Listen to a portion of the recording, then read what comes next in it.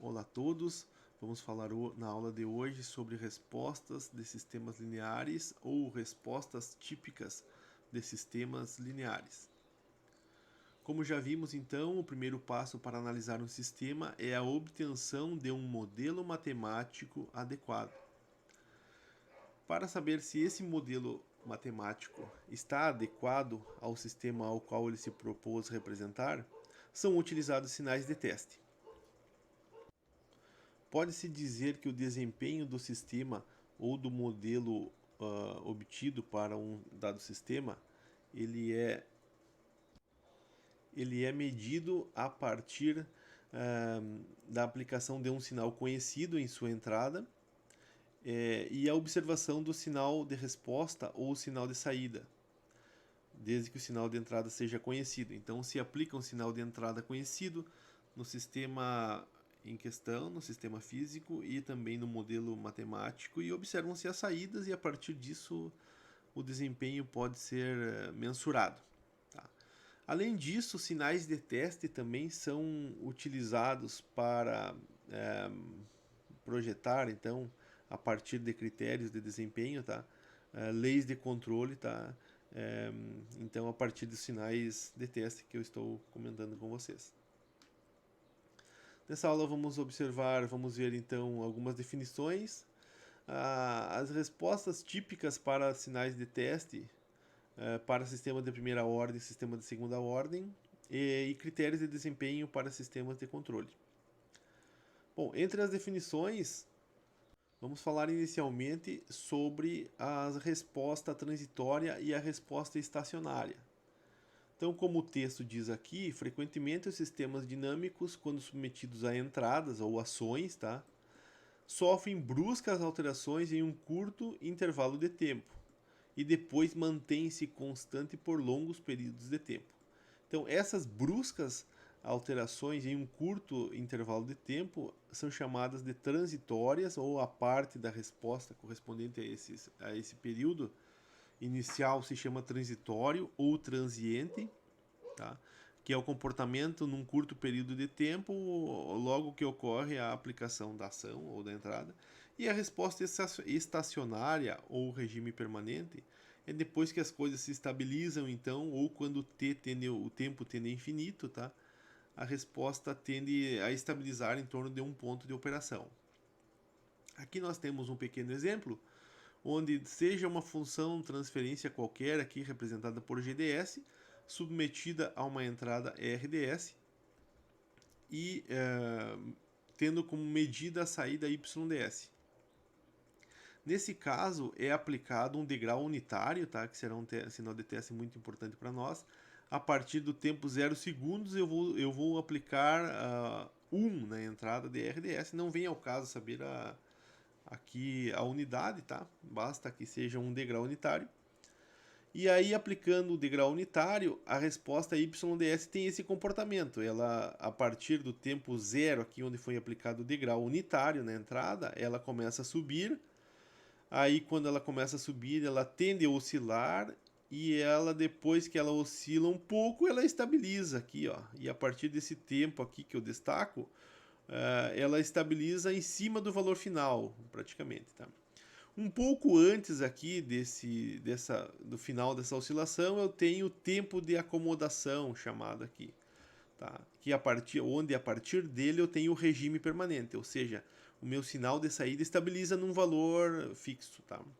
E antes do tempo de acomodação, TS, que nós veremos mais adiante com mais detalhes, antes desse tempo de acomodação, eu tenho todo o transitório, que seria a oscilação que esse sistema desenvolveu como consequência da entrada em degrau, ou da variação da entrada. Bom, aí vão existir sistemas que vão oscilar mais do que isso, menos do que isso, sistemas que não vão oscilar, que vai ser uma subida sem oscilação nenhuma, tá? E isso vai depender do sistema, do comportamento dinâmico das raízes da função transferência, tá? Ou dos polos da função transferência, que nós falaremos logo mais. Além disso, tá? Além da oscilação que a saída representa, pode apresentar, tá? Dada uma entrada, eu tenho o erro de estado estacionário, que é a diferença do valor que a saída vai estabilizar em relação à entrada. Então vamos supor que eu apliquei uma referência aqui, ó, como um degrau unitário, tá? E esse degrau ele permanece no decorrer do tempo. E a minha saída então representou o meu transitório e depois a minha saída vai estabilizar, tá? Então, a diferença entre o valor com que a saída estabilizou e o E e a referência é o erro de estado estacionário, o erro estacionário ou o erro de estado estacionário. Então, eu lerei a definição. Se o sinal de saída de um sistema em regime permanente não coincidir exatamente com a entrada, disse que o sistema apresentou um erro de estado, um erro estacionário ou erro de estado estacionário. Esse erro é indicativo da precisão do sistema. Bom, aqui está falando, tendendo a falar para sistemas de malha fechada, tá? Mas naturalmente em malha aberta, quando se aplica uma entrada em um sistema qualquer, eu tenho uma saída que raramente vai ser com o mesmo valor da entrada, tá? Então, sistemas em malha aberta, naturalmente eles apresentam uma diferença entre a saída e a entrada. Mas quando nós formos falar em malha fechada, nós vamos trabalhar mais com esse termo de erro de estado estacionário, tá? Que é muito utilizado para caracterizar as respostas de controladores. Outra definição, então, nós temos aqui a função transferência GDS, onde as raízes do numerador são agrupadas de forma explícita, tá? Então, eu tenho um ganho K, que representa o ganho entre a entrada e a saída, e depois as raízes do numerador S mais E1, S mais E2, S mais E3, até S mais EM, dependendo do número que for o grau do polinômio do numerador. Assim como o numerador, tenho S mais P1, S mais P2, S mais P3, até S mais Pn, dependendo do número do grau do polinômio do denominador. Então, as raízes do numerador, pessoal, aqui nós vamos chamar de zeros, são as raízes do numerador, e polos vão ser chamados daqui para frente das raízes do denominador. Tá? São as raízes do polinômio do denominador, ou também chamado de polinômio característico.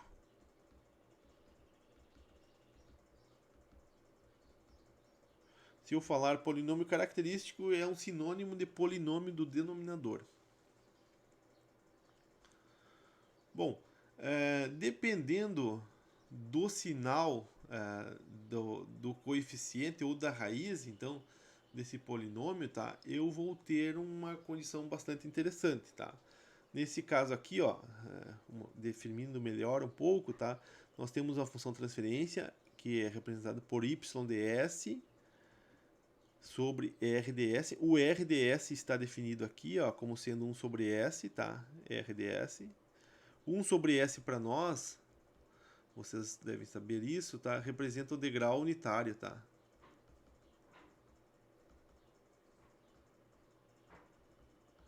Seria a função transferência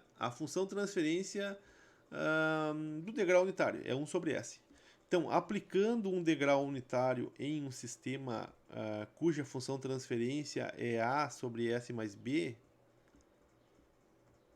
se eu converter essa função transferência, esse sistema aqui, essa equação no domínio da frequência para a equação no domínio do tempo, eu vou enxergar essa equação no domínio do tempo.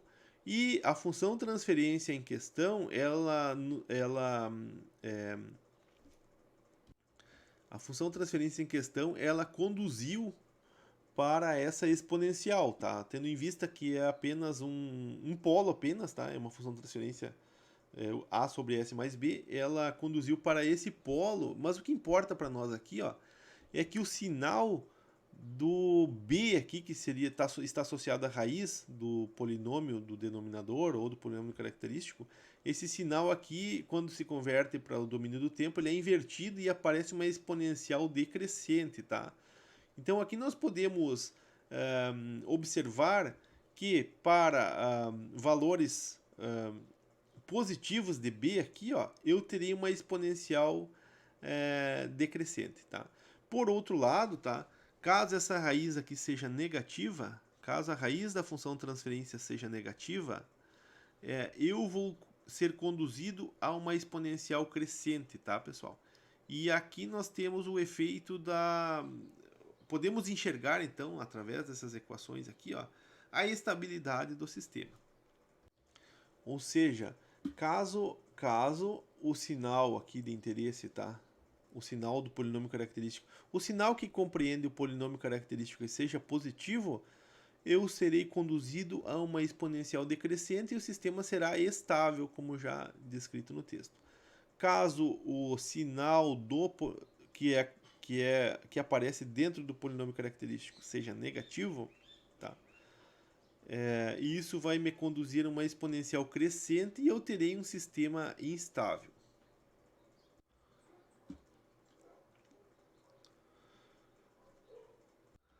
Daqui para frente também falaremos muito sobre a variável de Laplace sendo desmembrada em parte real e parte imaginária, tá? Então, toda a variável S de Laplace, tá? Quando, por exemplo, forem obtidas as raízes de um sistema qualquer, vai sempre aparecer, ou normalmente aparece uma parte real correspondente à variável S e pode aparecer também a parte imaginária correspondendo ao eixo J ômega do plano complexo. Então, no plano complexo aqui, essa raiz aqui, o S, ela vai ser plotada no plano complexo na parte real, correspondente ao sigma, que é a parte real da variável S, e a parte imaginária da variável S no eixo J ômega, tá? Então isso aqui se chama plano complexo, que nós falaremos mais adiante com mais detalhes também. Mas aqui eu já quero destacar que para essa função transferência em questão aqui, ó, a raiz correspondente a essa ft aqui, então isso aqui nós temos uma ft, a raiz ocorre quando o denominador é igual a zero. Então s mais a é igual a zero, eu vou encontrar a raiz desse polinômio do denominador. E a raiz vai ocorrer quando s for igual a menos a, tá? Então, S igual a menos A é a raiz correspondente ao polinômio dessa função de transferência simples aqui, tá? Sabemos já que essa raiz conduz a uma exponencial decrescente e essa raiz no plano complexo, ela é representada por um polo, então o x representa um polo, aqui nós veremos melhor depois também, na posição menos A. Então, ela vai se localizar no lado esquerdo do eixo J ômega, porque para o lado direito nós temos valores positivos de A e para o lado esquerdo nós temos valores negativos de A. Ressalto aqui que valores negativos de A, como já vimos anteriormente, ó, valores negativos, ou melhor, valores positivos do polinômio característico conduzem uma exponencial decrescente e isso representa um sistema estável. Então, nesse caso também, valores positivos do polinômio característico conduzem uma solução exponencial decrescente, tá? E a raiz desse polinômio característico é negativa. Então, isso nos leva a dizer que, do ponto de vista de estabilidade, tá? Segundo a análise dos sinais das raízes da função transferência, tá? Um sistema estável é aquele que ou onde todos os polos da função transferência tenham parte real negativa. Então, uma vez que a partir do polinômio característico eu calculo os polos, tá? Para que o sistema seja estável, ele tem que estar no lado negativo do plano complexo aqui que eu estou comentando com vocês. Bom, e se eu tiver mais de um polo, tá? E pelo menos um desses polos estiver no lado direito, então aí eu teria um sistema instável. Então é o que diz aqui, nos mostra essa figura, tá? Essa figura representa um eixo, um plano complexo aqui, simbólico, tá? Onde temos sigma e j ômega.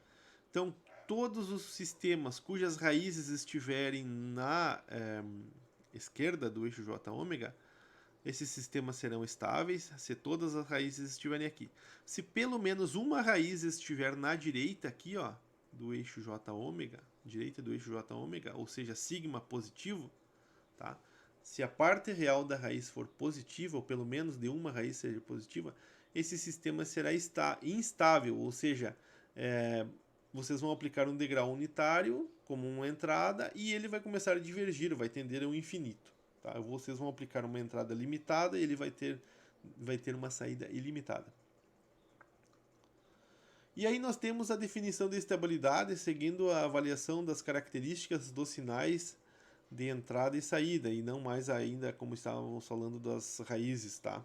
Então o sistema estável ele vai ser dito estável, tá? Se para todo sinal de amplitude limitada de entrada, tá? Então eu vou aplicar uma entrada limitada, pode ser um degrau unitário, pode ser uma senoidal, tá?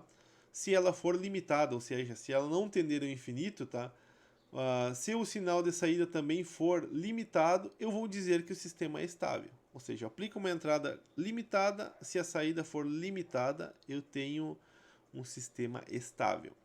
Também todos os polos, para ser estável, todos os polos da FT estão no semiplano da esquerda. Quer dizer o quê? Do lado da esquerda do eixo J ômega. Isso conduz uma solução estável também, olhando pelo plano J ômega. Para o sistema instável, então, é dito ser instável se, ao aplicarmos um sinal de amplitude limitada em sua entrada, sua saída divergirá com o passar do tempo. Ou seja, a amplitude do sinal de saída tenderá a crescer indefinidamente. Tá? Então, nos dois casos, eu apliquei uma entrada limitada na função de transferência. Tá? No primeiro caso, a saída foi limitada. No segundo caso, a saída foi ilimitada. E isso configura um sistema instável. Esse sistema instável também pode ser observado quando nem todos os polos da função de transferência estão no semiplano da esquerda. Então observem que o que importa para a análise da estabilidade são os polos da função de transferência, não os zeros. Tá? Se todos os polos tiverem parte real da raiz positiva, ou melhor, parte real da raiz negativa, como é o caso aqui, ele vai ser um sistema estável, senão ele será um sistema instável. Bom, aqui temos um exemplo de uma função transferência dada por 5, que multiplica s mais 3, sobre s, que multiplica s mais 1, que multiplica s mais 10, elevado ao quadrado.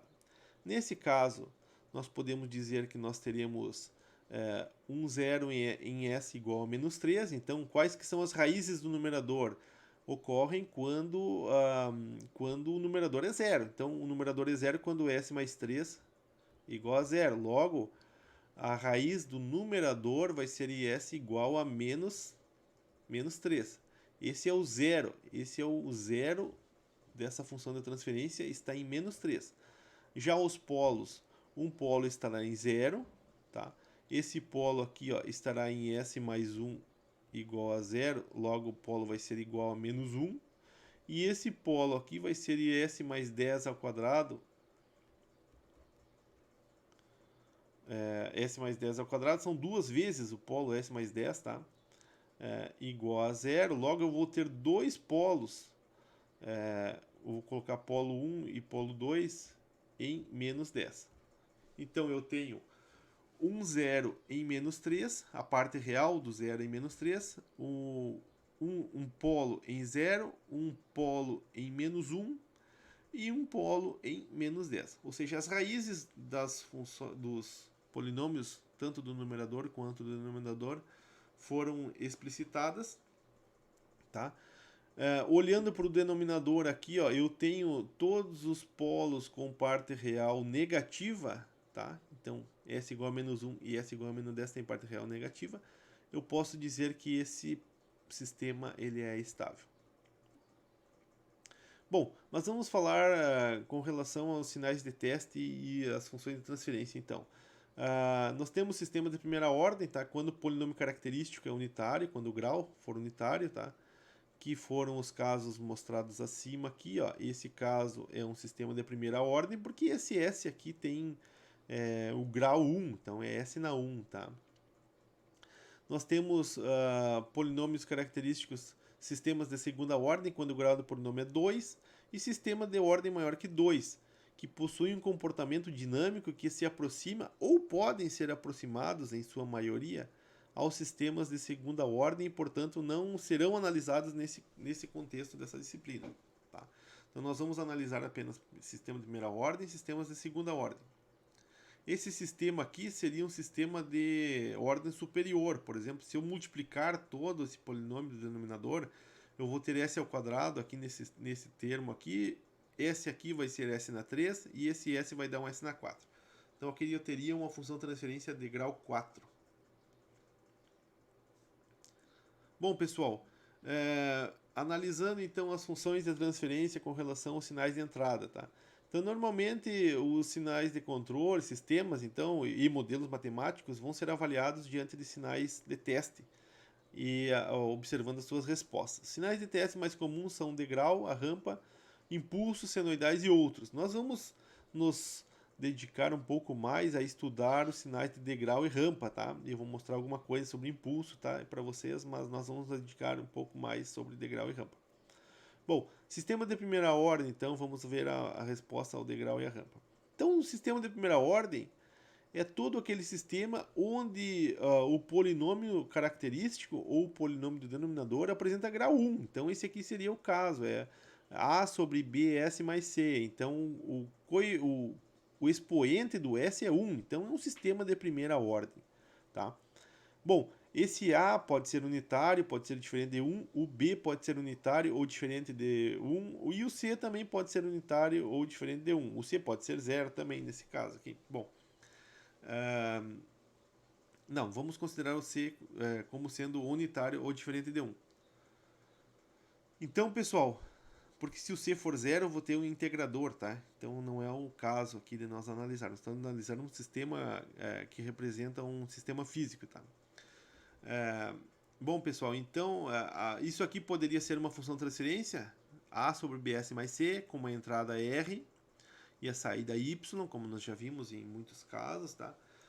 Para que esse sistema possa ser melhor avaliado ou melhor estudado, eu tenho que colocar ele na forma padrão, tá?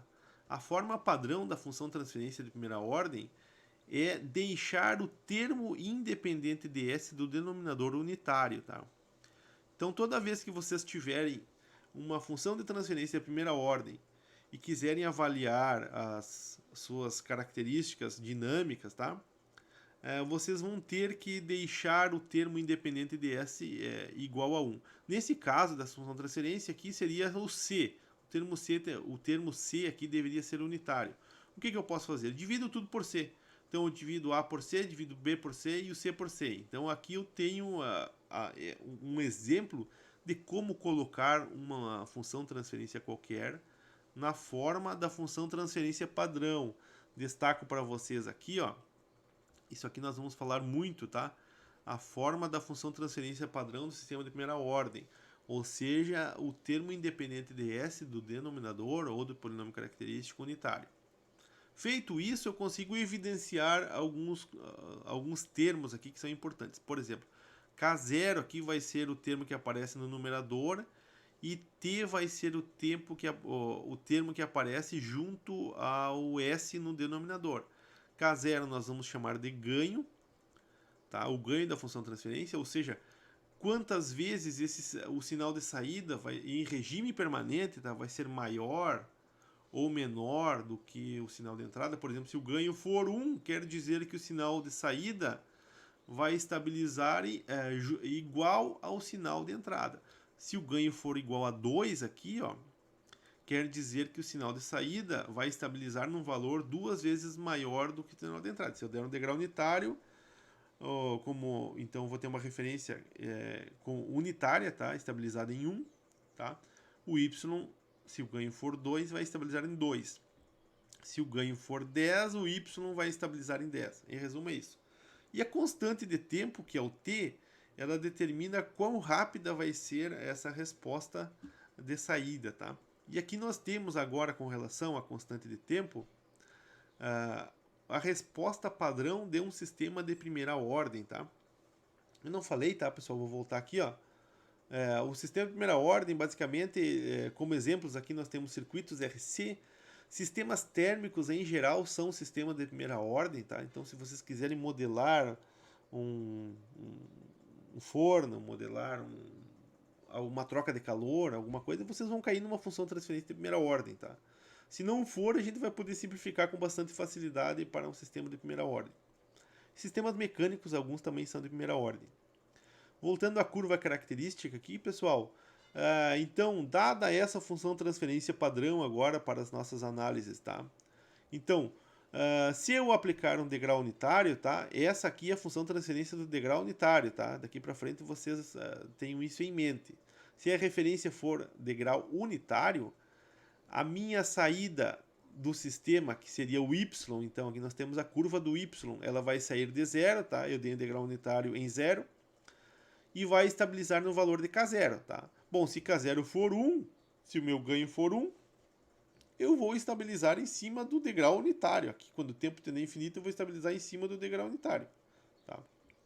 Se o K0 for 10, eu vou estabilizar em um valor 10 vezes maior que o degrau unitário.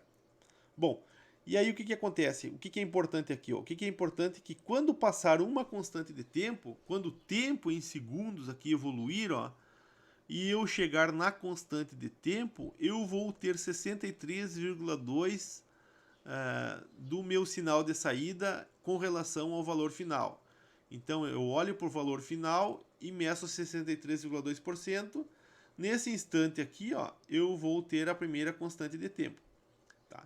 Então a primeira constante de tempo aparece em 63,2% do valor final. A segunda constante de tempo, ou seja, em 2t, aparece em 86,5%. A terceira constante de tempo, 95%. A quarta constante de tempo, 98,2%. E a quinta constante de tempo aparece em 99,3%. Isso aqui é uma característica padrão para todos os sistemas de primeira ordem. Tá? Então é possível extrair muitas informações, até mesmo projetar controladores utilizando essa simples análise aqui que estamos fazendo. Bom, pessoal, se a resposta for em rampa, tá, é algo similar, tá? Então aqui nós temos a referência, então aplicando uma referência rampa, tá? Então eu vou deixar o tempo correr e vou plotar como saída o próprio tempo, então eu vou ter uma rampa aqui, ó, evoluindo no tempo, tá? Eu vou ter uma assíntota aqui, uma linha de tendência aqui, ó, definindo a curva de saída. Então aqui eu vou ter o transitório, da mesma forma, eu não falei aqui, pessoal, ó, da mesma forma que eu tenho o transitório, tá? Isso aqui seria mais ou menos, ó, mais ou menos isso aqui seria o transitório, tá? Deixa eu aumentar aqui um pouquinho. Para o sistema de primeira ordem, tá? Isso aqui seria o transitório e isso aqui seria o regime, ou estado estacionário, tá? O regime, tá? Então, quando eu apliquei o degrau, aconteceu uma modificação brusca, que foi essa evolução aqui, e se estabilizou a partir de um certo ponto, a partir lá das quarta constante de tempo, dá para dizer, ou quinta constante de tempo, e eu tenho regime permanente. Da mesma forma aqui, para uma entrada agora do tipo rampa, a função transferência da entrada do tipo rampa é essa aqui, tá, pessoal? Lembre que o degrau unitário era 1 sobre S, aqui nós temos 1 sobre S ao quadrado. Então, aplicando essa entrada, nós vamos ter de novo aqui, ó, até duas constantes de tempo, mais ou menos, aqui eu tenho transitório. Transitório. A partir de duas constantes de tempo, mais ou menos, eu tenho regime permanente, tá? Ou seja, ela vai evoluir aqui sempre em cima da minha linha de tendência, tá? Essa linha de tendência, ela vai cortar o eixo do tempo aqui, ó, em uma constante de tempo. Então, essa é a característica no sistema de primeira ordem quando aplicado uma rampa, tá? Assim como eu tenho a diferença aqui entre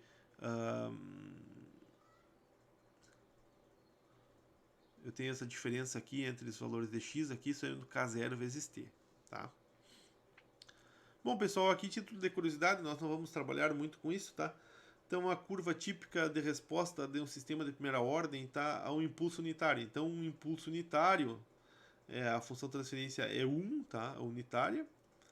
Então, aplicando no sistema de primeira ordem, eu tenho essa evolução, ou seja, dou um impulso e depois a minha resposta estabiliza e em 4 constantes de tempo, a partir disso aqui eu tenho ela é estabilizada em zero, porque óbvio que o impulso é um pulso de valor elevado com um curto intervalo de tempo, período de tempo.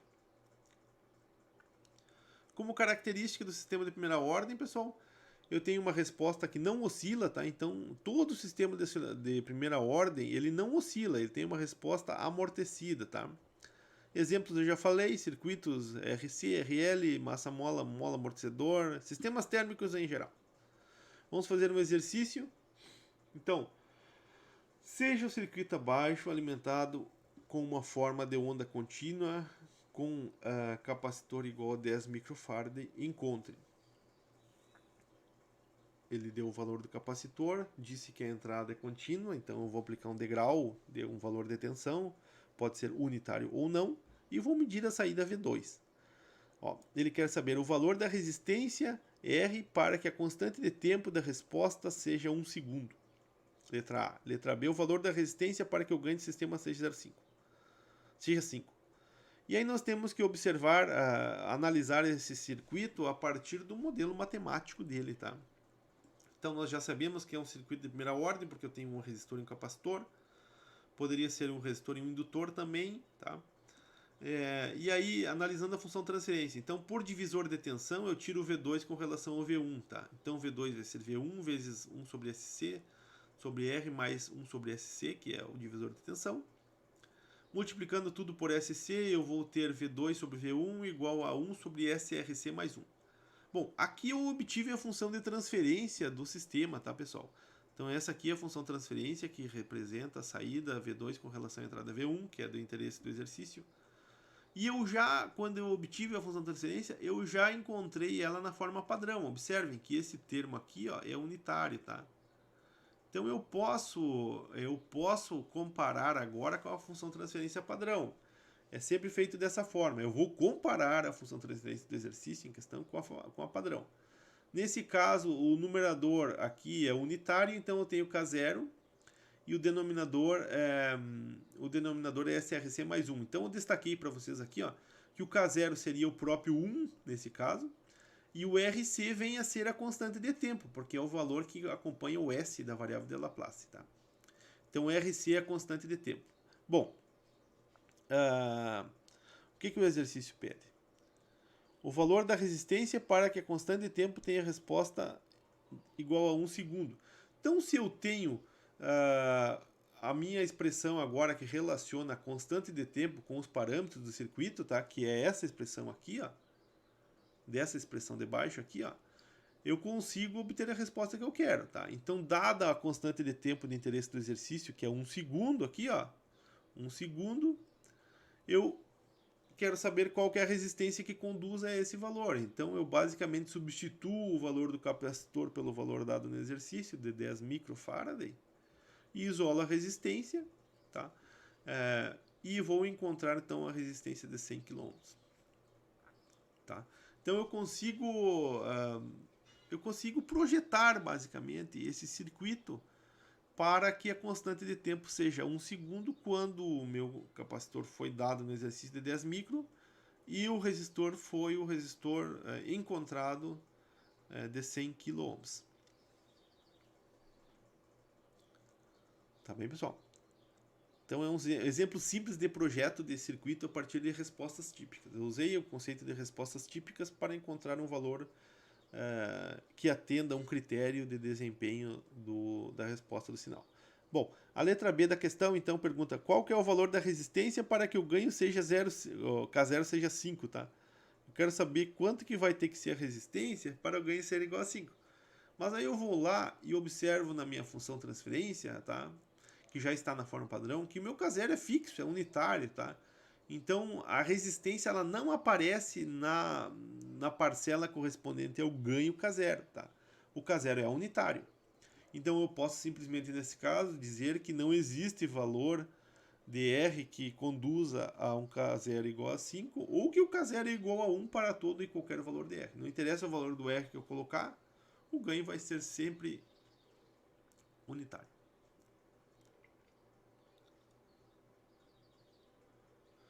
Bom, pessoal, aqui tem um exercício da lista, tá? eu quero destacar para vocês a lista de exercícios aqui dessa parcela da aula. A lista sobre, ela encontra-se no AVA já, tá?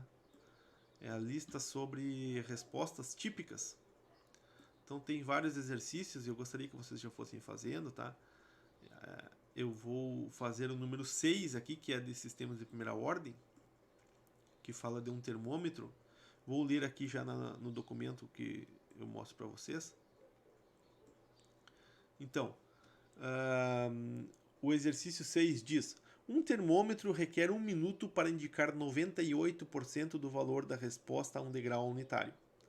Ou seja, a pessoa aplicou um valor de temperatura e ficou observando e observou que em 98% do valor final ela chegou no tempo de 1 minuto. Em 1 minuto ela chegou no valor de 98% do valor final. Tá.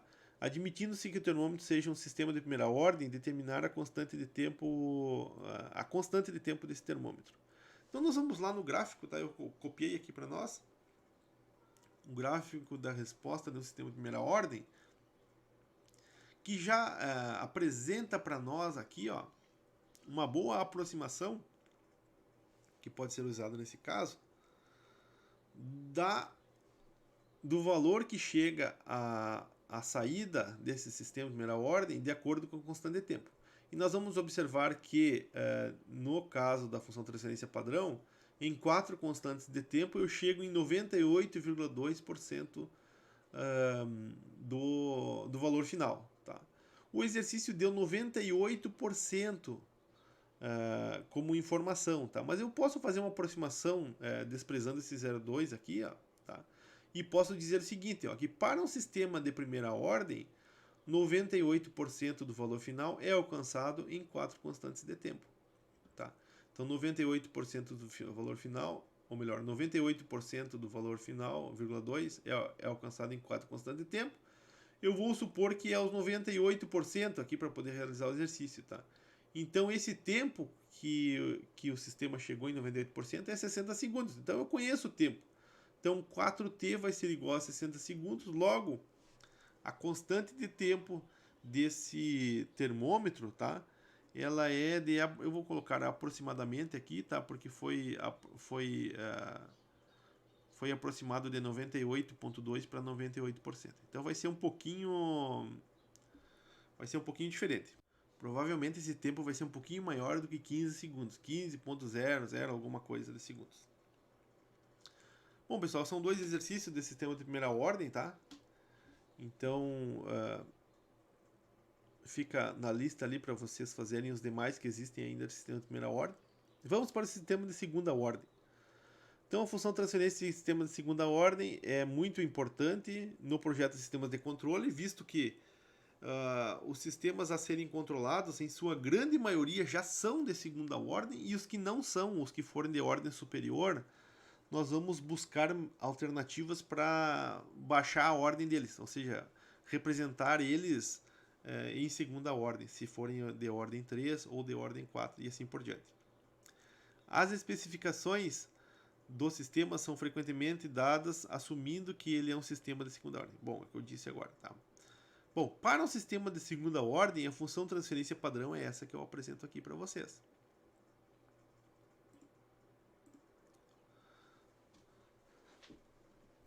Um sistema de segunda ordem, então, onde a ordem é dada pelo grau do polinômio do denominador, tá?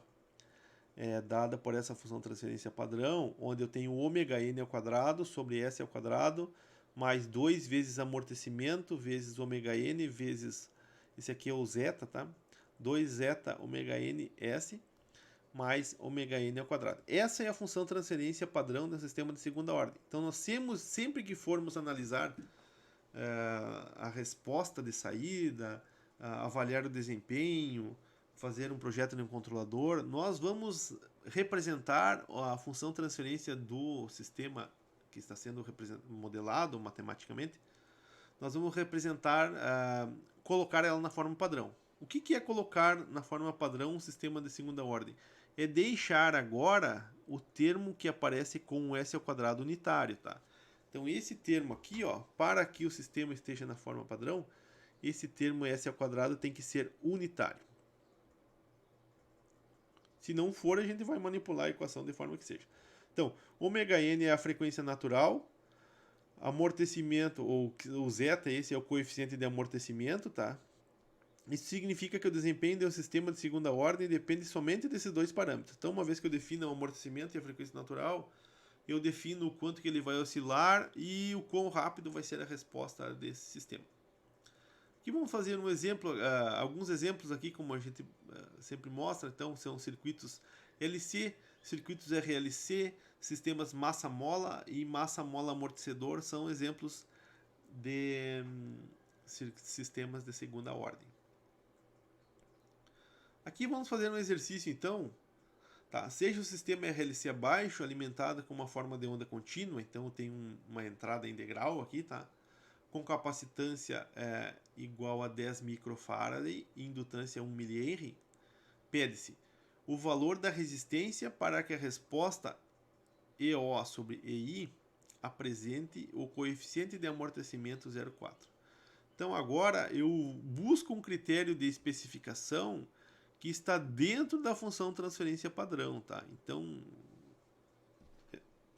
é lógico que eu vou ter que representar ele na função transferência padrão para resolver esse problema. Bom, antes disso eu tenho que encontrar a função transferência E0 sobre EI para ter, então, dentro dessa função transferência, buscar a especificação de desempenho para que o amortecimento seja 0,4. Mais uma vez aqui, pessoal, a função transferência, nesse caso aqui, ó, e na grande maioria, a gente vai resolver com divisor de tensão, tá? Buscando sempre a forma mais simples de resolver. Então, por divisor de tensão, então, a tensão de saída, EO, tá? Botei maiúsculo, embora o exercício tenha colocado minúsculo, mas tudo bem, tá? Isso é a nomenclatura, tá? Eu acho que foi colocado errado no enunciado. Então, EO, porque aqui está no domínio do tempo, tá? Não aparece, mas está no domínio do tempo. Então, EO sobre EO vai ser a tensão de saída, vai ser a tensão de entrada, vezes a impedância de interesse, que é o capacitor, tá? 1 sobre SC, para aplicar o divisor de tensão, sobre a soma das impedâncias que estão em série. Então, vai ser 1 sobre SC mais R mais SL. Bom, para eliminar essa fração aqui, pessoal, ó, eu vou eliminar essa fração que aparece no numerador e no denominador, onde o S aparece no denominador das duas parcelas, multiplicando por SC. Fazendo isso, eu tenho 1 sobre S ao quadrado LC mais SRC mais 1. Só que a forma padrão da função transferência exige que o termo que aparece com S ao quadrado seja unitário, tá? E esse termo não é unitário, ele é LC, que aparece junto ao S ao quadrado. Por isso eu divido em cima e embaixo por LC, ou multiplico por 1 sobre LC, tá? É a mesma coisa.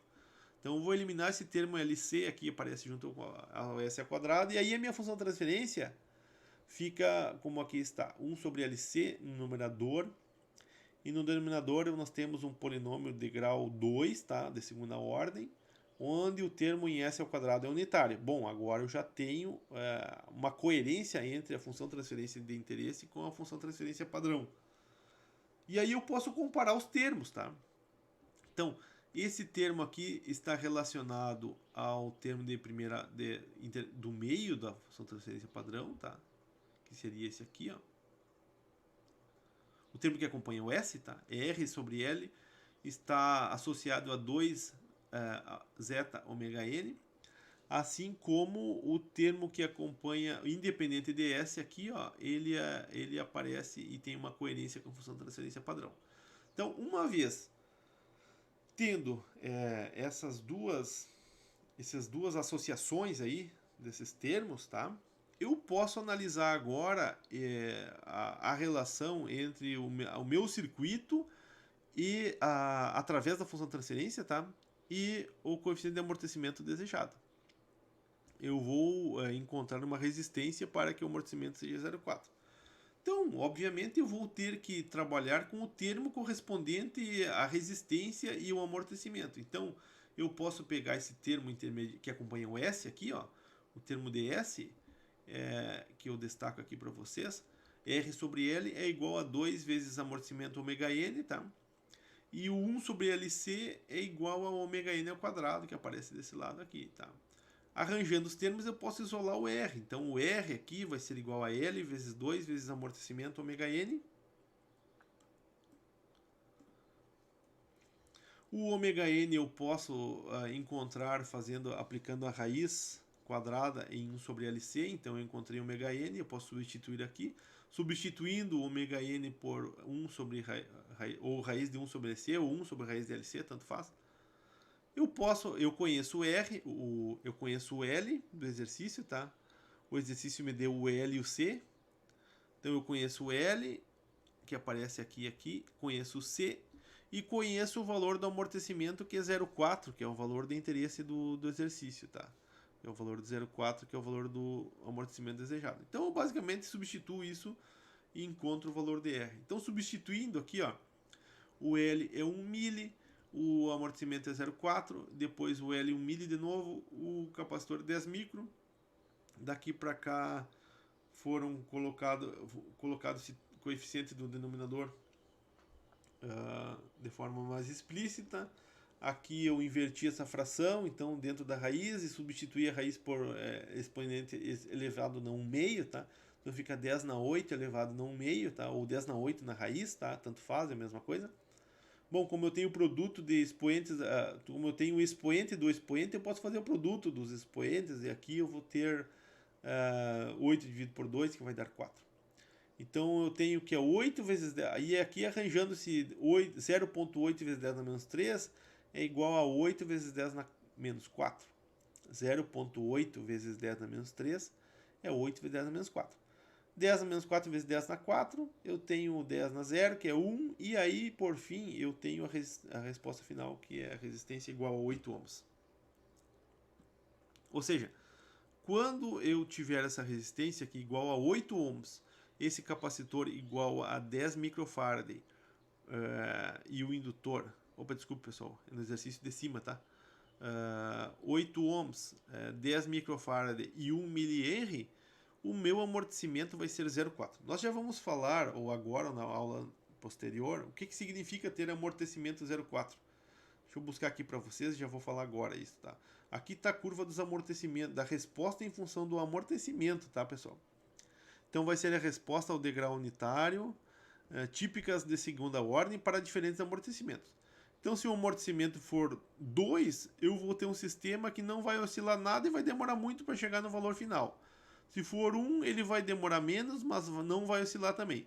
Se for 0,8, menor que 1, ele já vai oscilar um pouquinho, tá? Ele já vai passar um pouquinho para cima do valor final. O valor final para todos é 1 aqui, tá? Quando o tempo tender infinito, ele vai tender sobre 1. Sobre 1. Opa. Só um minuto, pessoal. Quando o tempo tender infinito, ele vai ficar em cima do 1 aqui, é isso que eu quero dizer, tá? Para mim no mouse aqui. Tá. Mas aí o que eu quero dizer? A partir menor que 1, 0,8 ele começa a oscilar um pouquinho, depois 0,7 começa a oscilar um pouquinho, o 0,4 ele dá uma bela de uma oscilação, então ele oscila praticamente 20% mais que isso, tá? 25% acima do valor final, tá? Então isso que quer dizer amortecimento 0,4. Eu tenho uma oscilação razoável já nesse sistema. Bom, pessoal, eu deixo para vocês aqui como exercício agora, tá? Por sistema de segunda ordem, fazer aqui, ó, como atividade não avaliada, tá? Então eu vou destacar aqui, ó, atividade não avaliada, exercício não avaliado, tá? Desculpa, pessoal. Exercício não avaliado, esse exercício do slide 27, tá? Então, do slide 27, eu tenho um exercício não avaliado que eu vou abrir um link no Moodle para que vocês submetam, que basicamente é trabalhar com a mesma função transferência, tá? Só que nesse caso ele pede o valor da indutância para que a frequência seja de 10 radianos por segundo, e ele pede também o valor da resistência para que o amortecimento seja 0,7.